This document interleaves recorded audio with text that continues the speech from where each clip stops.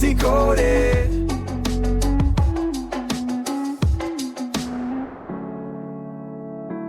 Welcome to Book Decoded. Ever have that little voice in your head, kind of like a reality show judge giving you constant, unfiltered commentary? Oh, yeah. Like a personal heckler living rent-free between your ears. I think we all know that one. Totally. It's that persistent voice, always highlighting missteps, whispering doubts. Exactly. That monologue of judgment sometimes. Well, get ready, because today we're diving into the Inner Critic Workbook by Shawn, Costello, Whooley, and Yates. Ah, okay. So this is like a guide to dealing with that voice. Precisely. Think of it as a roadmap to understand it and, maybe learn how to make it a bit less harsh. Sounds useful. What's the mission for today then? Our mission is to really unpack what this inner critic actually is, figure out where it comes from, and spoiler, it's probably not your fault. Okay, good to know already. We'll look at how it thinks it's helping, which, spoiler again, it often isn't. Bless its misguided heart. Wow. Okay, exactly. And most importantly, we'll touch on the first steps to cultivating, a kinder inner voice. It's like a shortcut to taming the negativity. All right, let's get into it. This inner critic, the book defines it pretty specifically, doesn't it? It's more than just like reflecting on things. Absolutely. It's pinpointed as that negative voice, the one serving up judgments, comparisons. Yeah, no variance to do. Right, and insults, spinning these stories about how we're just not measuring up. Could be about anything, intentions, thoughts, actions, who we are. And the tricky part, I guess, is that it often sounds just like us, like our own thoughts. Spot on. That makes it so hard to see it as this separate, often really unhelpful thing inside our heads. It's like this background hum of not good enough. Yeah. But you mentioned the book focuses on unproductive criticism. What's the difference they draw? That's key. They're not knocking the kind of self-reflection that actually helps us learn and grow. That's useful stuff.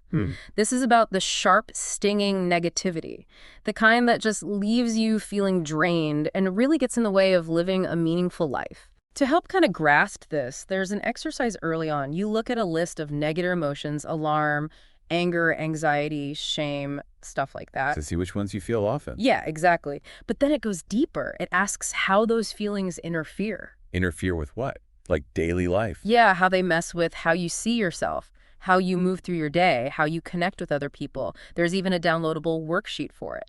So why start there, focusing on the negative feelings? Because just recognizing that voice and the feelings it kicks up is step one, foundational. Right. Naming it to tame it. Sort of. Kind of. And the book really stresses, look, this is super common. You are definitely not alone if you struggle with this. It's about seeing the patterns first. Okay, makes sense. So we start noticing the critic, the bad feelings. Then the big question. Where did this thing come from? You said it's not our fault. Exactly. And this part was really interesting. The book lays out several factors, and none point to us being inherently flawed. First up, our brain's threat detection system. Ah, the classic fight-or-flight response. How does that tie into an inner voice, though? Well, our brain is wired for danger, right? External stuff. But the book points out that internal things like distressing thoughts, painful memories, tough emotions can also trigger that same system. So my brain can see a memory as dangerous, like a loud noise. Pretty much. It perceives an internal threat and can activate that fight, flight, freeze, or even fawn response, just like it would for an external danger. Wow. Okay. Here's an exercise for this too. You recall a time you felt actual physical danger, note how your body felt, then recall a distressing emotional time and compare the body sensations. I bet they can feel surprisingly similar. They often do. And the idea is over time we might develop this pattern of reacting to our own uncomfortable thoughts and feelings as if they're real threats we need to fight off or run from. Which probably just makes things worse, fighting your own feelings. Exactly. It fuels the critic maybe, trying to fix these internal threats. Okay, so the threat system is one piece. Yeah. What else? The second big one is our early bonds with caregivers, attachment style. Ah, right. How those first relationships shape us. Totally. They lay the groundwork for how we see ourselves. If caregiving was inconsistent or critical or maybe even chaotic, that can plant the seeds for the inner critic. Makes sense. Your first mirror reflects how you see yourself later. Yeah. They use an example, Jennifer. Her parents divorced. Mom was emotionally volatile, sometimes loving, sometimes not, sometimes leaning on the kids for support. Okay. So Jennifer learned, implicitly, her worth was tied to calming her mom down. But since mom's distress was often there, She felt like she wasn't enough because she couldn't always fix it. exactly, she internalized, I am not enough. Wow. That's powerful. And there's an exercise for this too. Reflecting on early bonds, using word pairs, safe, unsafe, love, rejected, and thinking about how caregivers handled mistakes, big emotions, your needs. That could definitely shine a light on where some self-criticism started. It really can. It shows how those relationship blueprints can become our inner critic's script. Next up, learning through consequences and imitation. Basic operant conditioning. So rewards and punishments shaping behavior. Right. Behaviors that get good results tend to stick, ones with bad results fade. They use Claire's example. As a kid, she got told off for expressing needs, but got praise for schoolwork. So she learned needs bad, performance, good worth. As an adult, overworks, but still feels inadequate. Ah, I can see how that happens. And imitation. Yeah, we also learn just by watching others, especially role models. Alex's story is about this. His dad had addiction issues, blamed Alex's mom. And Alex picked up similar coping mechanisms. Kind of absorbed those ineffective ways of dealing with things. The exercise here is about identifying key people from childhood and thinking about how they managed needs and emotions, tracing those learned patterns. Okay, so threat system, attachment, learning. Yeah. What else contributes? This one's fascinating, how we use language. Relational frame theory, or RFT. Sounds complex, but the basic idea is we learn to connect words and ideas even indirectly. Like learning cat and gato are the same thing. Exactly. You relate those two concepts, but this ability can go sideways. If, say, Lucia has one bad experience with a cat. She might generalize and decide all cats are bad or scary. Right. And the inner critic hijacks this. It takes maybe one negative comment or experience and links it to others to build a negative self-belief, like the book's example. Dad said lazy people are bad. A teacher once called me lazy, therefore. I am bad. Oof. Filling in the blanks negatively. Totally. It weaves these connections. They even have that funny word game, how a floor lamp can be the grandfather of a cell phone, just to show how easily our minds make these sometimes nonsensical links through language. Yeah, that really drives home how the mind can build these fragile negative belief structures. Okay, what's next on the list of origins? Rules and expectations we grew up with, from family, community, culture, loads of sources. And some rules are helpful, presumably, but others not so much. Exactly. And the unhelpful ones are often the ones the inner critic clings to and enforces rigidly. Like you must be perfect, or failure's not an option. Those kinds of things. Precisely those. The exercise gets you to list rules you were taught, cultural rules, and specifically which ones your critic hammers on about most, bringing those unconscious rules into the light. So you can actually question if they still make sense for you now. Right. And the final piece mentioned is the stories we tell ourselves, those narratives about our past. How does that feed the critic? Well, sometimes harmful stories from way back get internalized and keep running, even when they don't fit the present anymore. They bring back Jennifer's example. Still feeling responsible for others' distress. Yeah, even though her situation is totally different now. The key takeaway is, while our history matters and gives context, the stories might not be true or helpful now.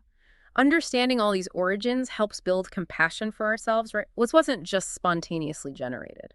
Absolutely.